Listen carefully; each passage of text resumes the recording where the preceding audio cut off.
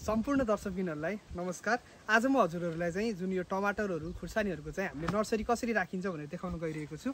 जुन तपाईले यतापट्टि हेर्न सक्नुहुन्छ, सर्वप्रथम चाहिँ हामीले नर्सरी गर्ने जुन ठाउँ छ त्यो ठाउँलाई चाहिँ हामीले चाहिँ करिब जमिनबाट 15 सेन्टिमिटर माथि जति चाहिँ हामीले उचाल्नु पर्दछ, किनकि यसमा पानी जम्नु हुँदैन। र यो भइसकेपछि चाहिँ अब हामीले चाहिँ यस ठाउँमा चाहिँ के लगाइन्छ, बिरुवाहरू बालीहरू, त्यो आधारमा चाहिँ कति यसमा चाहिँ मल आवश्यकता पर्दछ, त्यो अनुसारको चाहिँ हामीले यसमा गाई भैँसीको गोठे मल, कम्पोस्ट मल राख्न सकिन्छ। र कम्पोस्ट मल राखिसकेपछि जुन माथिपट्टि तपाईले हेर्नुहुन्छ माटोलाई हामीले एकदमै फुकुलो बनाउनु पर्दछ, फुर्र हामीले मसिनो पार्नु पर्दछ। अब यो मसिनो पारिसकेपछि जुन यो बिउ तपाईले यहाँ देख्नु भएको छ, यो चाहिँ सिर्जना जातको टमाटर हो। र यो बिउलाई चाहिँ हामीले 24 घण्टा चाहिँ पानीमा भिजाएका छौँ। पानीमा भिजाइसकेपछि बिउको चाहिँ उमार शक्ति राम्रो हुन्छ, बिउ छिटो र राम्रोसँग उम्रिन्छ।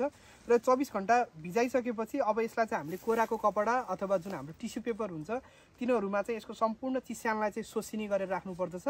र यो चिस्यान सोसिसकेपछि चाहिँ यसलाई हामीले चाहिँ करिब आधा घण्टा जति चाहिँ हामीले यसलाई चाहिँ छायादार ठाउँमा चाहिँ सुकाउनु पर्यो।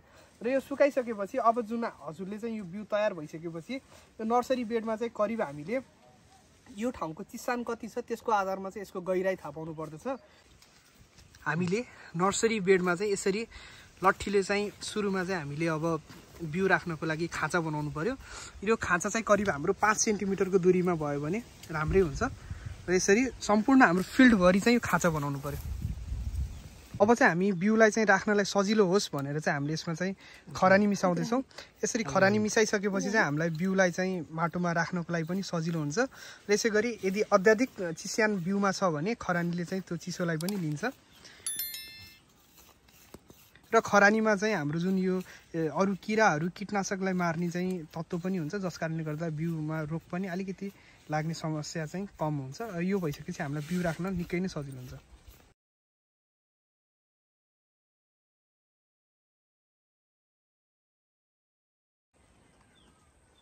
अब हामीले बिउ चाहिँ नदबिनी गरेर राम्रोसँग हातले चाहिँ यसलाई चाहिँ जुन दुईतिरको यो माटोको डाँडालाई चाहिँ सम्म बनाएर चाहिँ बिउलाई छोप्नु पर्दछ।